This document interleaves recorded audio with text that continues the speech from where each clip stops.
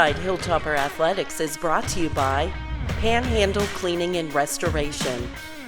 Here's your host, Lynn Alum. Welcome to the final edition of Inside Hilltopper Athletics, football edition.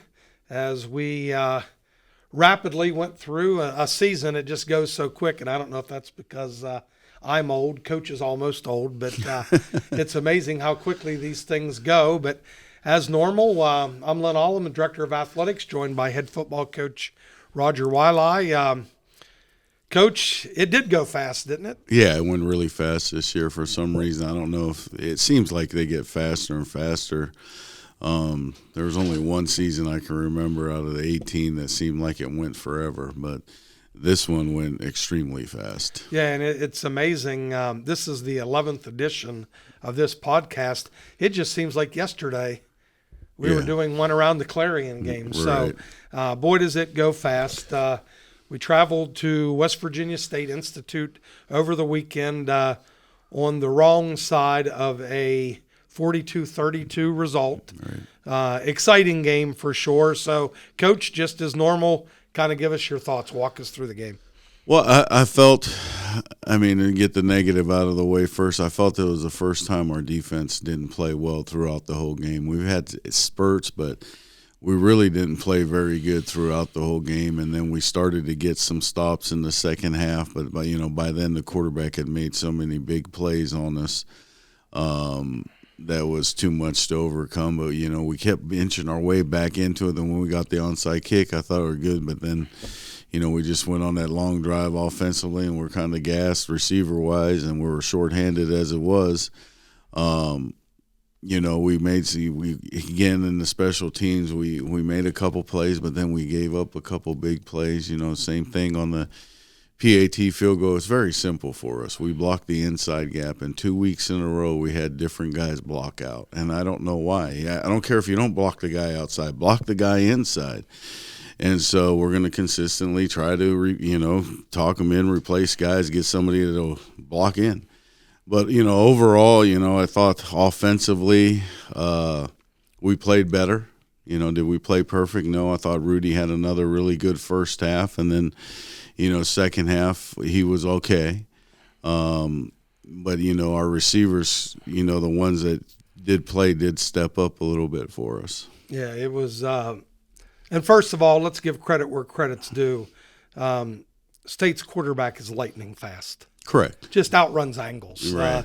You almost have to see it to really appreciate how fast this kid is. And they definitely have some playmakers on that team. Let's look at some of the positives.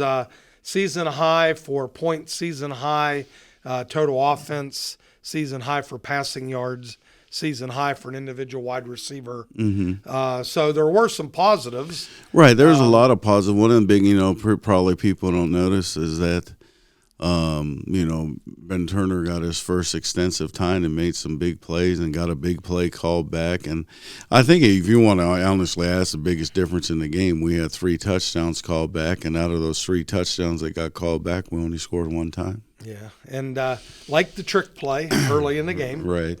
And so, we had to, Coach McGee did a great job of we have to be more creative in those situations in the red zone off of turnovers, and we caught them, and we get called for a illegal man downfield, and it was probably by an inch. Into college football, you get 3 yards. Probably when the ball was thrown, he was 3 yards and 1 inch. So those things happen. It is to the letter of the rule, and you don't expect that to happen from, and we're going to throw the ball. That was the first illegal man downfield all year, and it happened at the wrong time. Yeah, it's, as you mentioned, we did have 3 touchdowns called back. Big plays, one defensively early in the game. Defensively early in the game, we got the strips on their he's their best running back, and we got the strip. Cam Rice stripped him and picked it off. Thought he was going to score, and then the lineman who actually didn't block him was standing in the backfield, and he ran right into him. So, no, that was big in the game because we were down at that point. Then we went right in and scored and tied it up. Right, yeah. So we kind of matched them score for score, but second half, as you said. And here's a stat that I don't know if you're aware of, just because I'm a self-proclaimed stat nerd. I talk about that all the time. So I did our scoring by quarters this season. Do you have stats that even show that? Are you aware Yes, we do. of where I'm going? Yeah. It looks like we were positive in the second and third quarters, but only by like 13 points. Right. The killer is the fourth quarter. Right. We've been outscored like 98-34 or something. Correct. And for them going into the game, their big quarter was the third quarter. They had scored probably 75% of their scores all year all came in the third quarter. So we wanted to win the third quarter. We had a chance, and we get the field goal blocked, and then they came right back and scored. Yeah, and again, those are just numbers. Sometimes in this analytical world that we live in, for every one time that you can probably prove it's unbelievably relevant and there's reasons for it, Right. you could take another set of numbers and they're just numbers. So I just, again, me being a stat nerd, I said, all right, what am I going to research? And I sat down and pulled it up and did all that. What about unsung heroes? Anybody you want to mention that? Well, I mentioned one, Ben Turner. I thought he did a good job. I thought Hutchison came in and did a really nice job at safety. He broke up the long pass. He made some tackles at the line of scrimmage. That was his first extensive time since breaking his foot in the first game. So coming back from that and having a pretty good performance there. I thought that was really good defensively. Offensively, one of the unsung heroes for us probably all year has been our fullback, Frank Mohani, which he is. We haven't played with a traditional fullback here probably since Colt Lundell in 2004. And he has done a really, really good job. Hasn't touched the ball all year, but he does an amazing job blocking up front. Yep, and I'm a big fullback fan, by the way. That's kind of the definition of unsung. Yeah. Tuesday morning quarterback, any decisions? What I tussled with the most this week was whether to take the ball or not take the ball. If I had to do it again, I would flip and take the ball first. Instead of putting their offense out on the field. First, we won the toss deferred, and they come down to score in 2 plays. Probably that was a major snafu on my part. I like taking the ball all the time.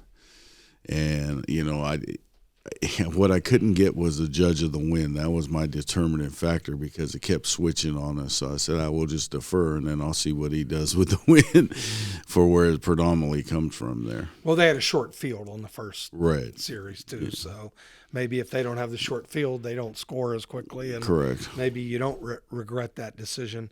And by the way, and I've stated this before, I am a defer guy.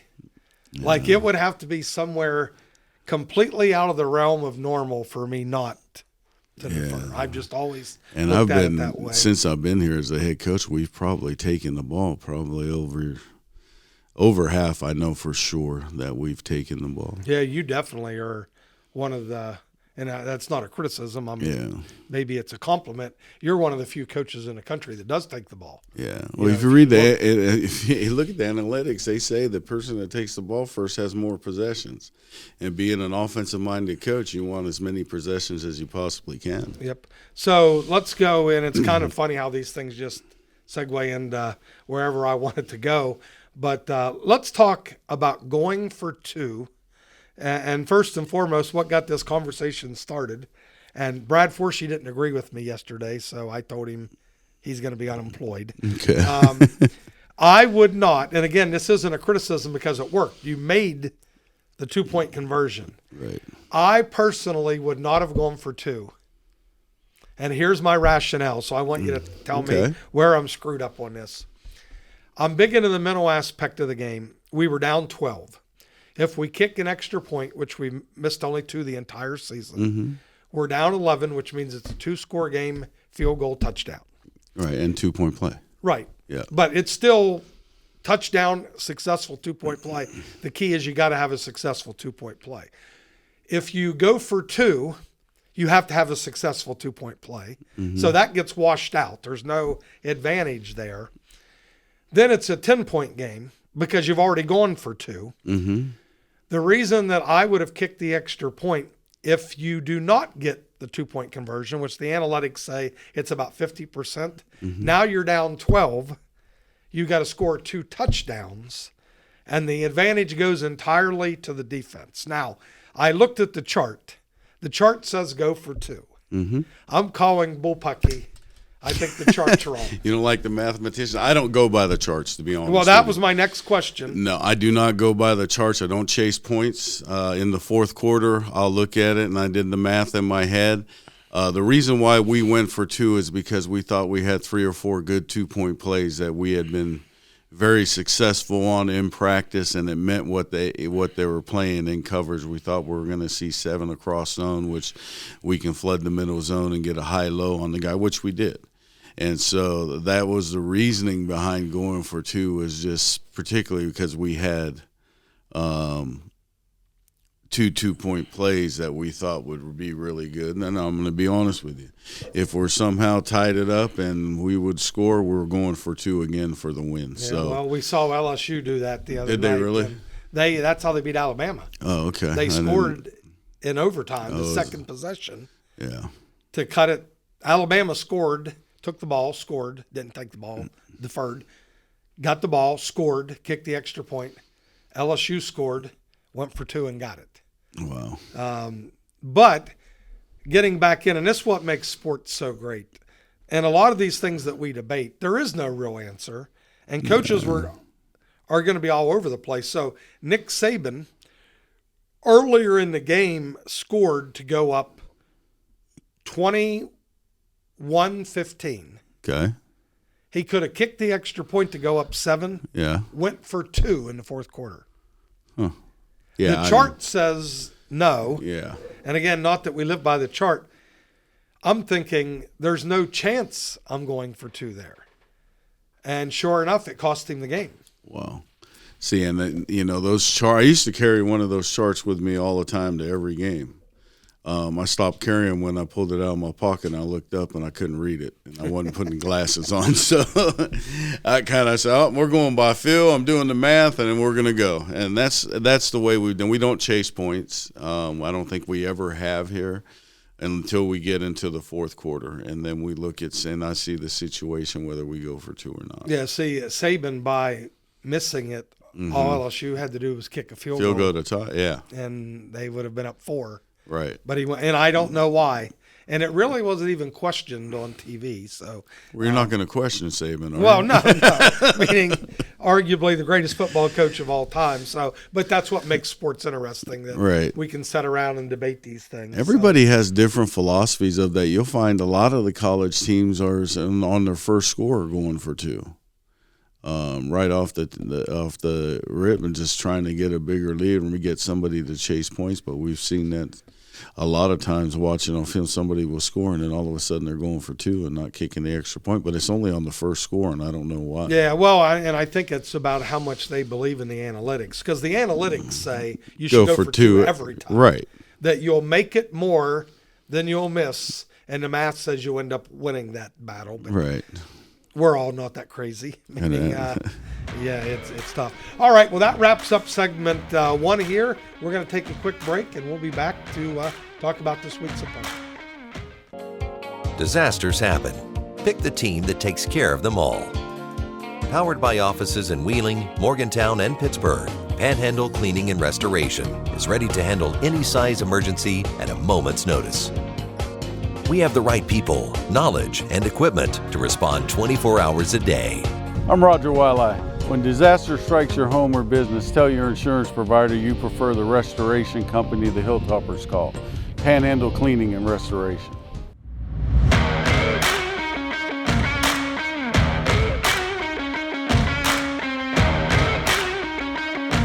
Inside Hilltopper Athletics is brought to you by Panhandle Cleaning and Restoration. Here's your host, Lynn Coach. Welcome back to our segment here on Inside Hilltopper Athletics. I'm joined by Coach Roger Waialae.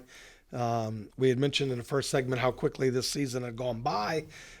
Here we are getting ready to play the final game of the season, home game versus Frostburg, who's had a really, really surprisingly good football program transitioning from Division III to Division II. So, Coach, give us your thoughts on Frostburg. Well, Frostburg's probably the most balanced team we're going to see all year. They run the ball as effectively as they throw it. They throw about 2 or 3 different tailbacks at you. Their offensive line is probably the biggest offensive line we'll see all year. And the quarterback played well last year against us, and he's playing well this year, and they got some dynamic receivers. Defensively, they're very conservative. They're not going to do a whole lot. They're going to play a lot of coverage now. What remains to be seen is that every team we've played has been predominantly zone teams, and they've come in and played us, and they've gone to man-to-man. And so that's the one thing we'll have to figure out early is what we're going to play. Their special teams are solid. They got a dynamic returner. We're not going to kick the ball to them, hopefully. We're trying to take that facet out of the game. But their Achilles heel, as anybody else has been, when they've turned the ball over, that's when they've struggled. And so we got to get them to turn the ball over. Yeah, Frostburg's had another good season. Right. 7-3, is that?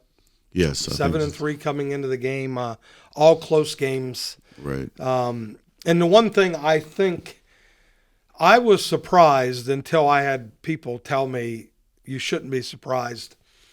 When Frostburg transitioned from Division III to Division II, I incorrectly thought, boy, they'll struggle in football for a while. But after making that statement to a couple people that actually know Division III football, say at the highest level, those teams are pretty darn good. Yeah, you can't, they don't have scholarship, but the institutional aid. That's the thing about dealing with the private schools now is when they, and I don't think it'd be quite, as big if we didn't change the rule NCAA-wise. Where before in Division II, some of that institutional aid counted towards scholarship. Now none of it does.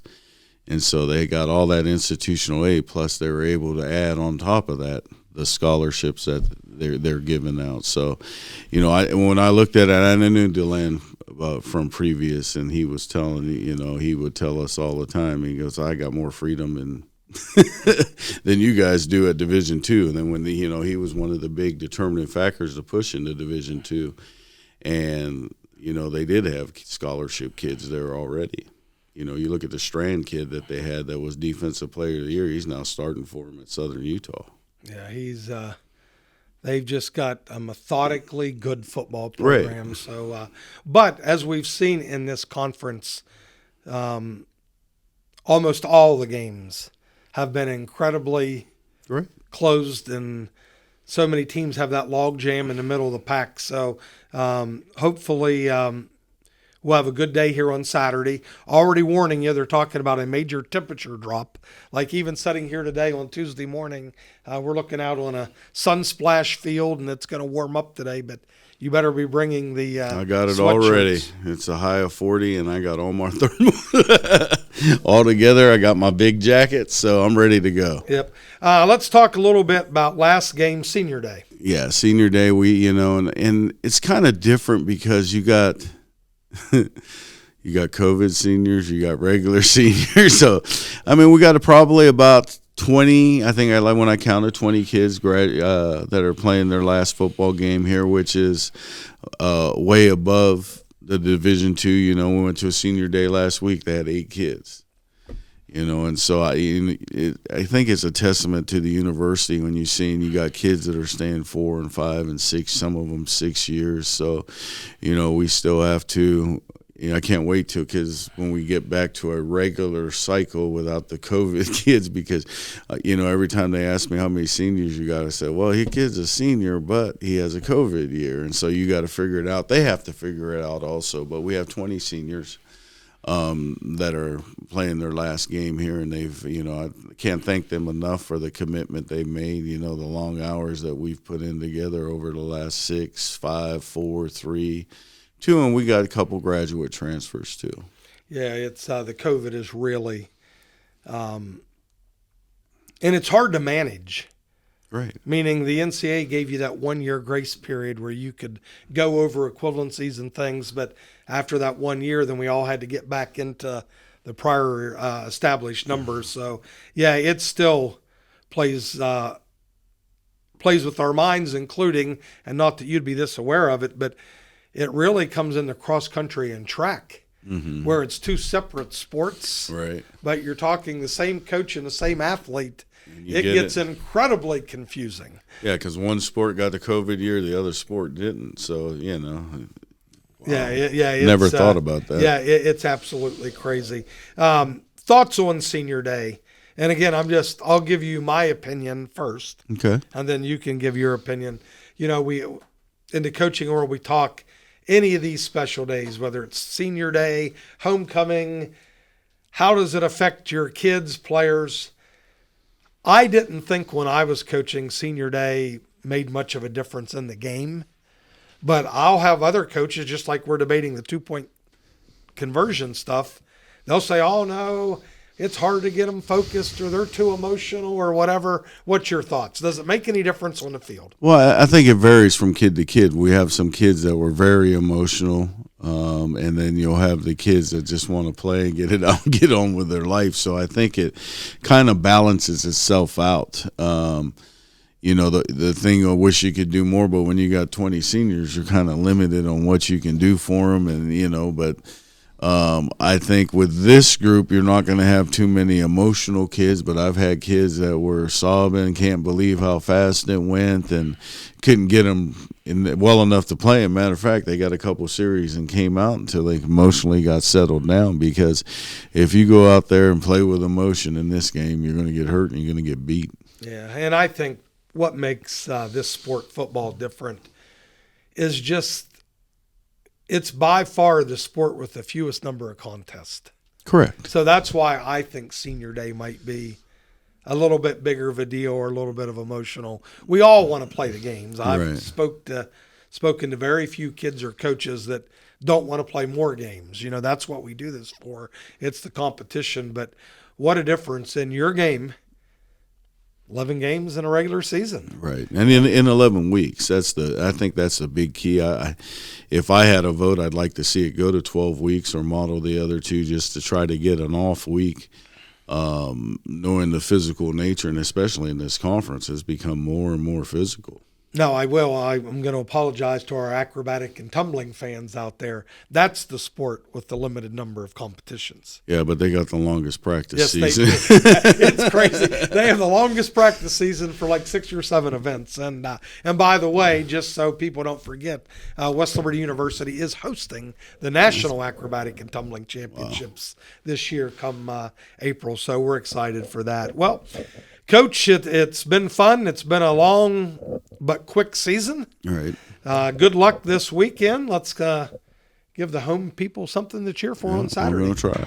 All right. Well, this again, thank you for tuning in every week. Let's root the Hilltoppers on Saturday versus Frostburg, 1 o'clock kickoff. 1 o'clock kick. 1 o'clock. All right. Signing out. See you later.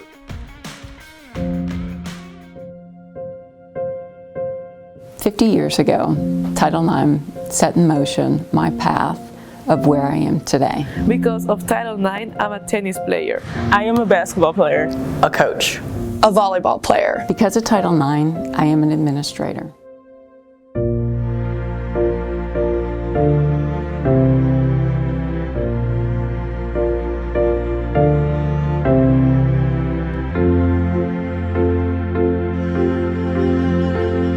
Title IX was set in motion to give opportunities.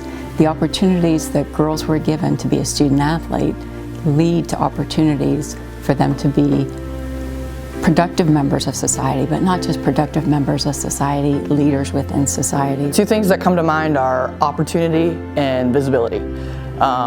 Opportunity, obviously, for female athletes these past 50 years, but also an opportunity to have a voice and be visible as future leaders. Being a student athlete and what Title IX afforded me to be able to do is elements of determination, teamwork, responsibility, getting jobs done.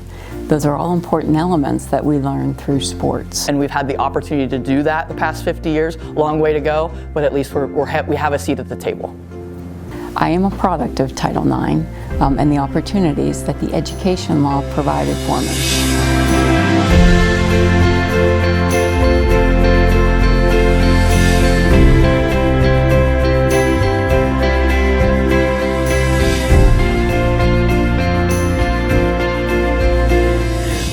The university has 9 women's sports, with over 190 women athletes who participate, with team combined GPAs with an average of 3.37, with all 9 individually maintaining a GPA of 3.0, with 140 female athletes maintaining a GPA of 3.0 and above, 104 female athletes maintain a GPA of 3.5 or above, 53 female athletes maintaining a GPA of 4.0, and representing 39 different majors across campus. Title IX made it possible. I'm here because of Title IX. I am here because of Title IX. I am a product of Title IX. It has taught me resilience for me to be where I am today.